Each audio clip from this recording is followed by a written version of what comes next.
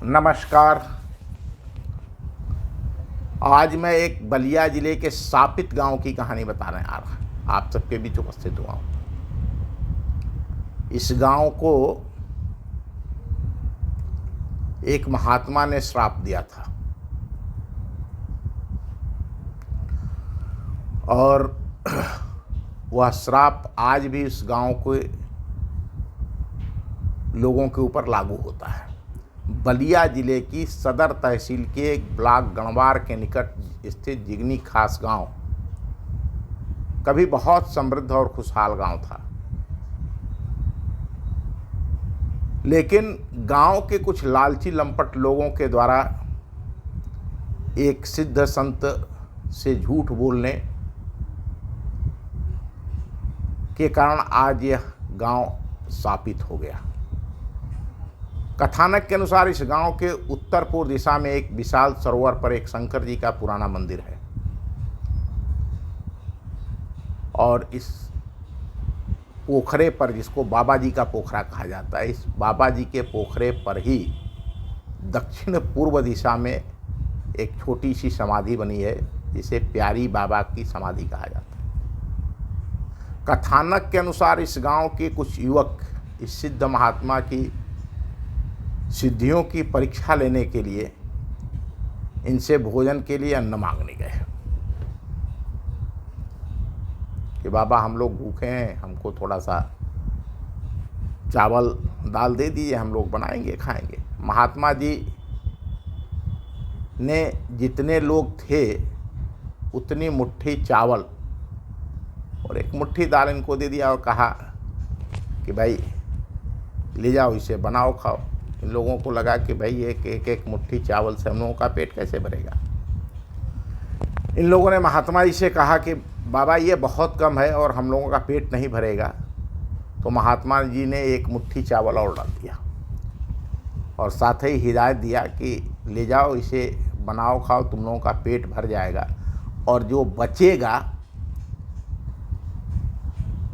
उसे गाय को खिला देना, फेंकना मत, उसे गाय को खिला देना। पहले तो इन लोगों को कोई विश्वास भी नहीं था। अब वो 4 मुट्ठी चावल 5 मुट्ठी चावल लेकर के आए, उसे हंडिया में बनने के लिए बैठाया। लेकिन जब यह भोजन बना तो इतना अधिक हो गया कि इन लोगों का पेट भी भर गया और बहुत सारा दाल चावल बच गया। अब इन लोगों को महात्मा जी से डर लगने लगा। इन लोगों को महात्मा जी पर विश्वास तो था नहीं और यह खाना जिसको ये लोग समझ रहे थे कि हाँ हम में से एक आदमी का भी पेट नहीं भरेगा, वो तो इनके दोगुने लोगों के बराबर का भोजन हो गया। अब इन लोगों ने किया क्या कि अपना भरपेट खाने के बाद जितना भोजन बचा उसे गाय को खिलाने के, महात्मा जी ने कहा था कि गाय को डाल देना, गाय को खिलाने की जगह इन लोगों ने कूड़े में डाल करके उसे मिट्टी से ढक दिया, गाय को नहीं खिलाया।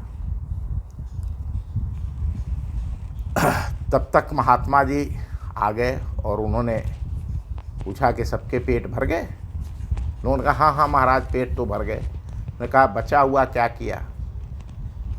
अब ये आगे पीछे देखने लगे। तब तक महात्मा जी की नज़र पड़ी कि यह अन्न जो है इन लोगों ने कूड़े में फेंक दिया है। उन्होंने बहुत नाराज़ होते हुए कहा कि इसको कूड़े में क्यों डाला? तुम लोगों से मैं कहा था कि जब जो बचेगा उसे गाय को खिला देना। अब ये गांव के लंपट लोग थे, वो ही करके हंसने लगे। महात्मा जी को क्रोध आ गया और उन्होंने श्राप दिया, भर कमैबा आध खैबा, भर कमैबा आध खैबा, खपड़ा लेके कर खजुएबा।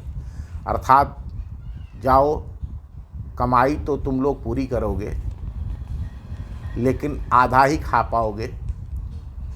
और खपड़ा का मतलब जो पहले मिट्टी का मकान होता था तो उसे खपड़ा से, वो कुम्हार के यहाँ से खपड़ा बनता था, वो पका करके और फिर उससे छप्पर बनता था।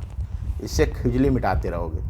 ये सच्चाई है कि इस गांव के लोगों की कमाई तो बहुत भरपूर होती है, लेकिन उस श्राप के कारण आपसी फूट जलन में ये आधे पेट ही खा पाते हैं।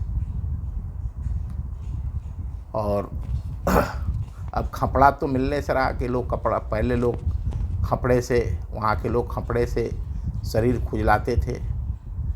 लेकिन एक और बात है, जब यहीं के लोग इस गांव से निकल करके दूसरे स्थानों पर चले जाते हैं तो वो सुखी संपन्न बन जाते हैं और यश कृति अर्जित करते हैं। इसके कारण धीरे धीरे इस गांव से लोगों का पलायन भी हो रहा है।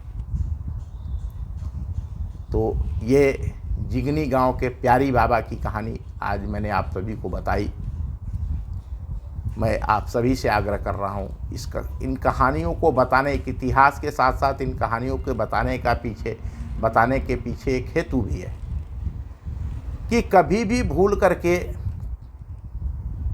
किसी की निंदा या किसी की परीक्षा, अगर आपको परीक्षा भी लेनी है तो उसमें विनम्रता आप जानना और समझना चाहते हैं तो जानिए और समझिए। अनेक बार जब कोई बहुत ताकतवर, शक्तिशाली, विशेष रूप से कोई संत है, महात्मा है, तो उनकी मति अलग तरह की होती है। कब किसी को अनावश्यक सताना नहीं चाहिए, विशेष रूप से किसी साधु महात्मा को।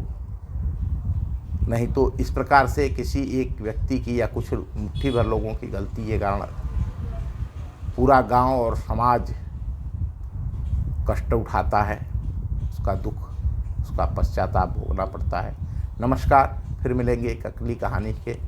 धन्यवाद।